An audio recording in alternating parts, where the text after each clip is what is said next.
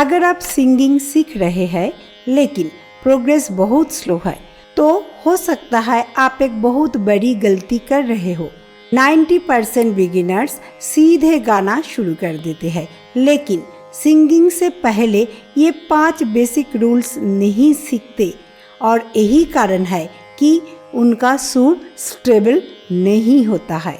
नमस्कार दोस्तों, बहुत सारे बिगिनर्स गाना सीखना शुरू तो कर देते हैं, लेकिन कुछ समय बाद उन्हें लगता है कि प्रोग्रेस बहुत स्लो है। क्योंकि अक्सर लोग फाउंडेशन सीखे बिना ही गाना शुरू कर देते हैं। जैसे अगर कोई सीधे कविता लिखना शुरू कर दे लेकिन उसे अक्षर ही ना आते हो, तो क्या वो अच्छी कविता लिख पाएगा? बिल्कुल नहीं। इसी तरह सिंगिंग सीखने से पहले कुछ बेसिक चीज़ें सीखना बहुत ज़रूरी है। जैसे अक्षर बिना कोई भी रचना गठन करना जितना मुश्किल होता है, ठीक उसी तरह बिना फाउंडेशन जाने, बिना बेसिक चीज़ें सीखे अगर कोई गाना गाना शुरू करे तो उसे भी वही प्रॉब्लम आएगा। आज के इस वीडियो में आपको मैं बताऊंगी गाना सीखने से पहले कौन सी 5 चीज़ें ज़रूर सीखनी चाहिए ताकि आपका सिंगिंग लर्निंग बहुत आसान और तेज हो जाए। आप सभी से अनुरोध है, आप जहाँ से भी मेरा ये वीडियो देख रहे हैं ज़रूर कमेंट बॉक्स में लिखें आप कहाँ से हमारे चैनल पे जुड़े हैं। अगर आप सब्सक्राइब नहीं किए हैं तो भी आपसे अनुरोध है कि सब्सक्राइब करके आप मेरे को सपोर्ट करें और ये वीडियो अंत तक ज़रूर देखें। खास करके जिनको लगता है कि हमें प्रोग्रेस नहीं हो रहा है या हम कुछ सीख नहीं पा रहा है, कुछ महीनों से एक ही चीज़ों पे पड़े हैं, कुछ हम समझ नहीं पा रहे हैं, इसी तरह प्रॉब्लम जो भी व्यक्ति फेस करते हैं तो उनको ज़रूर ये 5 चीज़ें जो आज मैं डिस्कशन करने जा रही हूँ, खास करके इन 5 रूल्स में से तीसरा रूल सबसे इम्पॉर्टेंट है। अगर ये गलत हुआ तो गाना कभी स्टेबल नहीं होगा। उसे मिस ना करें, पूरे वीडियो को देखिए तो आपको पूरा समझ आ जाएगा कि आपको कहाँ पर काम करना है। तो चलिए शुरू करते हैं। पहला पॉइंट, सुर की पहचान, जिसे हम बोलते हैं पिच सेंस। पिच का नाम तो आप सुने ही होंगे, तो ये पिच सेंस क्या होता है?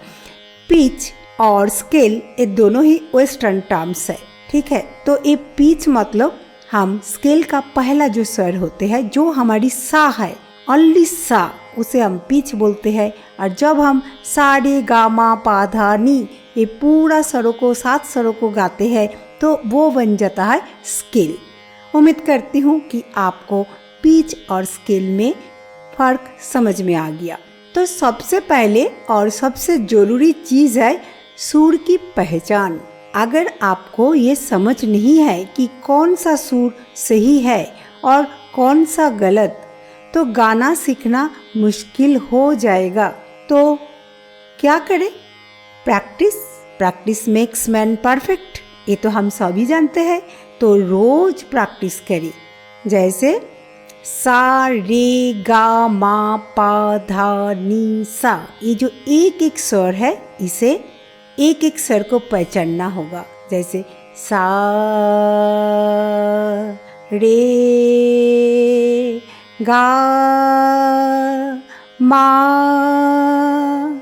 पा धा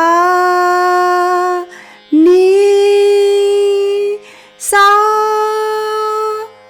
तो कैसे ये बढ़ती क्रम में जब हम स्वरों को लगाया तो आपने ज़रूर ध्यान दिए होंगे कि सा से रे थोड़ा सा इंक्रीज हुआ वॉइस, रे से गा, गा से मा, मा से पा, पा से धा एंड धा से नी एंड नी से सा। तो ये जो थोड़ा थोड़ा करके स्वरों का वृद्धि हुआ आवाज़ में, साउंड में, तो वो आपको पहचानना है। हर स्वरों का इस साउंड को आपको बारीकों से समझने की ज़रूरत है। तो आप हारमोनियम पर एक एक नोट को लगाते हुए ज़रूर रियाज करें। धीरे धीरे गाइए और ध्यान से सुनिए साउंड को भी। ताकि आपका ईयर ट्रेनिंग भी होता रहे। आपका कान जितना मजबूत होगा आप उतना अच्छा गायक बनेंगे। इससे आपका ईयर ट्रेनिंग मजबूत होगा। तो हमारा ईयर ट्रेनिंग जितना मजबूत होगा हमारा गायकी उतना पक्का होगा। आप चलते हैं दूसरा पॉइंट। दूसरा पॉइंट है सा का आधार, जिसे हम बोलते हैं बेस नोट, या हम सा को हमारा रूट नोट भी बोलते हैं। कोई बार इसे मादर नोट भी कहा जाता है। जैसे परिवार में माँ सबको बांध के रखते हैं, उसी तरह ये जो सा है, ये सा हमारा बाकी सारे स्वरों को बांध के रखते हैं।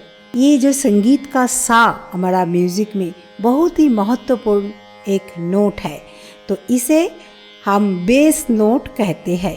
हिंदुस्तानी संगीत में सबसे महत्वपूर्ण स्वर है सा। अगर सा सही नहीं है तो बाकी सारे सुर भी सही नहीं बैठेगा। तो कैसे प्रैक्टिस करें? तो इसका समाधान क्या है? प्रैक्टिस शुरू करने से पहले आपको तानपुरा का ऐप या हारमोनियम या कीबोर्ड, कुछ ना कुछ एक साधन का ज़रूरत है।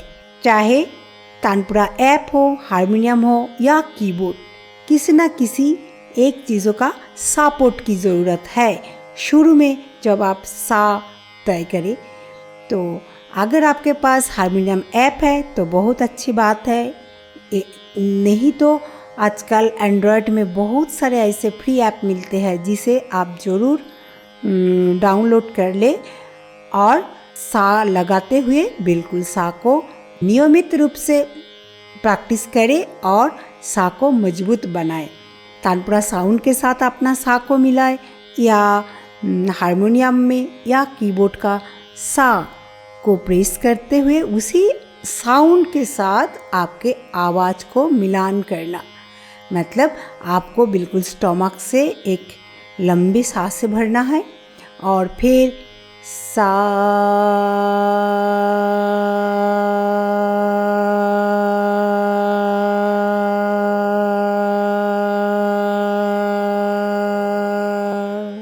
इसी तरह रोज कम से कम 8 से 10 बार सा को लगाइए। सबसे पहले हमें सा को मजबूत करना बहुत ही जरूरी है, फिर उसी आधार से आप अभ्यास करें। सा मजबूत है तो बाकी सारे स्वरों को आप धीरे धीरे आपका पकड़ने में आ जाएगा, आपके गले में वो सुर बैठता जाएगा।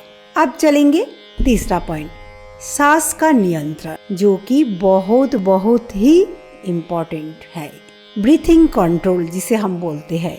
बहुत से बिगिनर्स की आवाज़ इसलिए कांपती है क्योंकि उनकी ब्रीथिंग कंट्रोल ठीक नहीं होती और हमें समझ नहीं आता है कि हमारी आवाज़ में क्यों कंपन आ रहे हैं, चाहे वो यंग एज में हो और थोड़ा ओल्डर एज में हो, कोई भी एज का बिगिनर्स हो। शुरुआती में हमारी सांसें उतनी मजबूत नहीं होते हैं, तो उसे धीरे धीरे अभ्यास के माध्यम से आपको मजबूत करना पड़ता है, चाहे आप यंग हो या ओल्डर एज हो।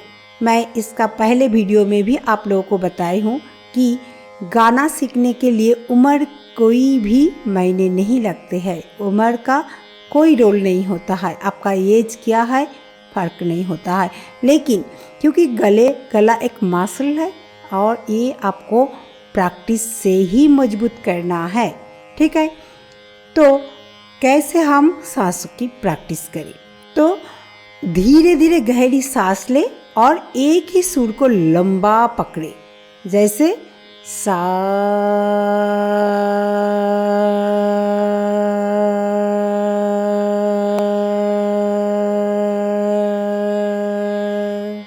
तब तक होल्ड करें जब आपको महसूस हो कि आपका ब्रीथ टाइट हो रहा है।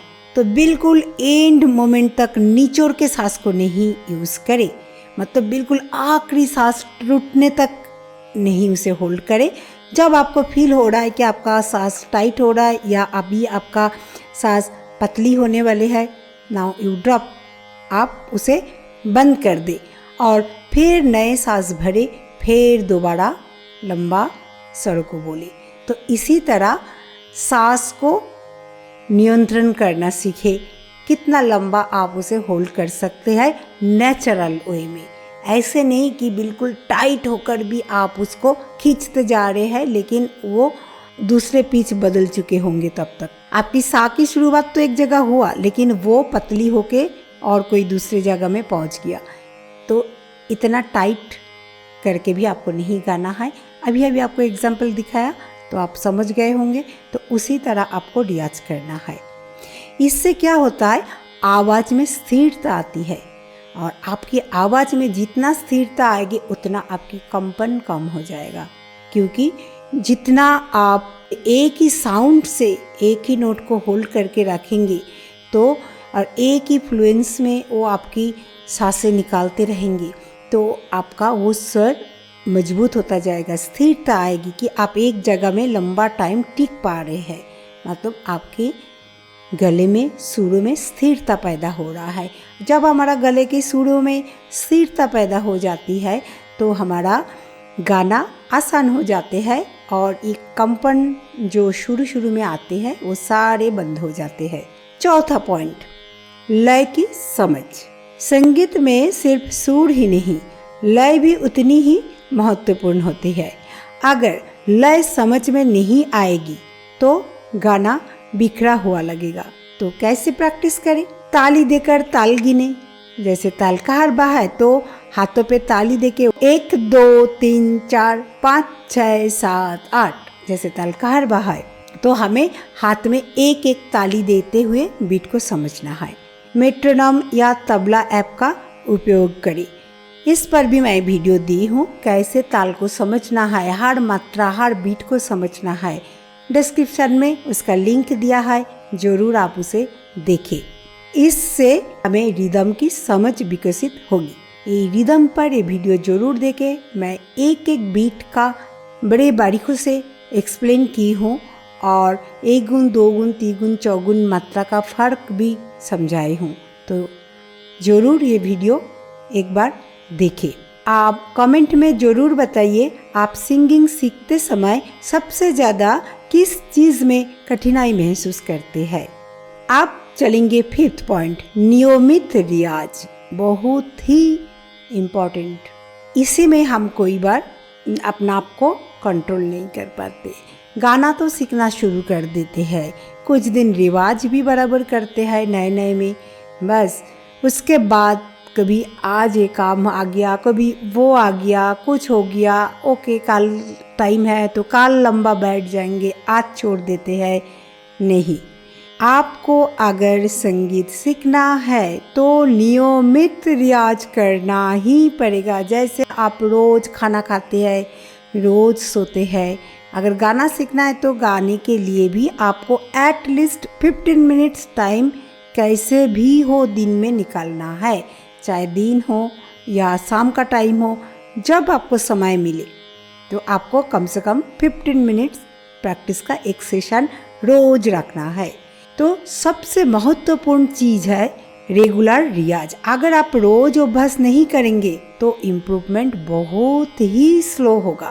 प्रैक्टिस रूटीन रोज कम से कम 15 से 20 मिनट, कुछ सरगम प्रैक्टिस, कुछ अलंकार प्रैक्टिस, कुछ लाइट सिंपल सॉन्ग प्रैक्टिस कर सकते हैं या सा का रियाज कर सकते हैं। कुछ भी रियाज करिए, आप वार्म अप कर सकते हैं। धीरे धीरे आपकी आवाज़ में सुधार दिखाई देगा। तो दोस्तों, अगर आप सच में सिंगिंग सीखना चाहते हैं तो गाना शुरू करने से पहले इन 5 चीज़ों पर ध्यान दीजिए। सुर की पहचान, सा का आधार, सांस का नियंत्रण, लय की समझ, नियमित रियाज। अगर ये फाउंडेशन मजबूत होगा तो गाना सीखना बहुत ही आसान हो जाएगा। अगर आप चाहे तो अगले वीडियो में मैं बिगिनर के लिए 10 मिनट का डेली रियाज रूटीन भी बताऊंगी। अगर आपको ये वीडियो हेल्पफुल लगा है तो लाइक करें, चैनल सब्सक्राइब करें और अपने दोस्तों के साथ जरूर शेयर करें। ऑनलाइन क्लास में शामिल होने के लिए नीचे दिए गए QR कोड स्कैन करें। QR कोड के माध्यम से आप अपना ऑनलाइन फॉर्म भर सकते हैं। सबमिट होने के बाद हमारी टीम आपसे संबंध करेंगे। धन्यवाद।